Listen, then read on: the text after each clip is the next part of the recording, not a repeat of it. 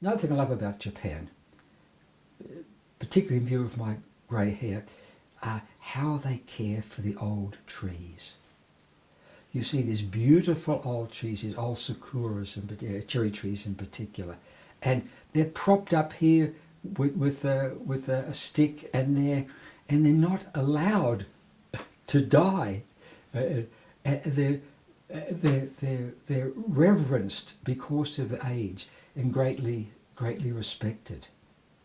And I have at home where I paint and do my quote imitation Japanese style of Nanga painting, that I have a bit of sakura root, which we found in Kyoto and brought back to America.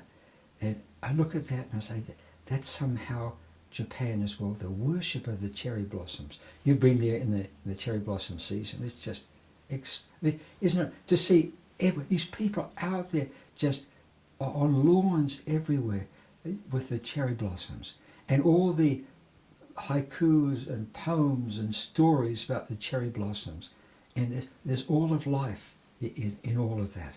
And only the Japanese, at least I know of today, seem to sort of really worship that. Again, it's in the particulars, in just a little blossom is so much, and when it falls down, all of them everywhere, and people under that just sitting there, just worshipping the cherry blossoms coming down and lying there all over the ground. It's magic. It is very much not only of this world.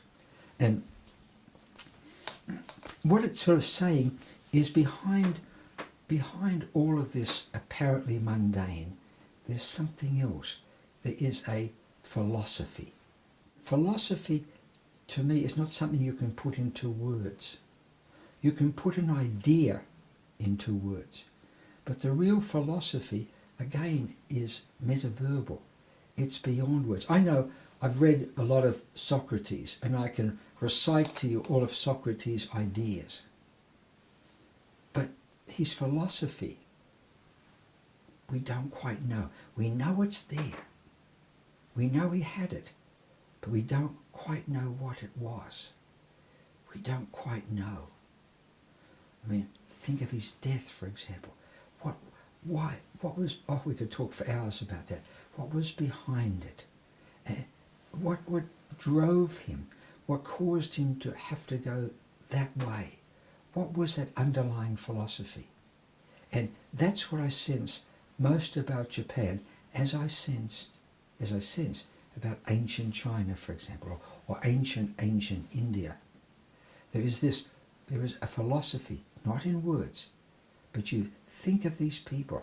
I think of Li Bo or Tu Fu or Su Dong Po or the Nanga painters and so forth. And you sense a philosophy. There's a philosophy behind Mencius, for example. We don't quite know Huangzi. We don't know what the philosophy was, but we know there was this guiding light that controlled and motivated and animated their very existence. But we know, and that's what Japan has. And it is said that the philosopher catches a glimpse, just a mere glimpse of the great mystery. And he can't tell us. He can't really tell us what he saw, but he only got a glimpse. Now, there was a French philosopher, I suppose he was. I think his name is spelled D-I-E-H-L. And he called God, whatever we want to call it, he called it the mystery with a capital M. And apparently Einstein was very much in favour of this particular philosopher. And there is this sense of a mystery. Hopkins wrote, he said, the rose in a mystery. The rose is a mystery. And everything as a mysterious part of the mystery. And that, I think, you still get in Japan. Just the way ikebana, just the way a single little flower is on the table. Just the way they hold their chopsticks. Everything is like this sort of, this intimation of this philosophy of the mystery that they can't put into words.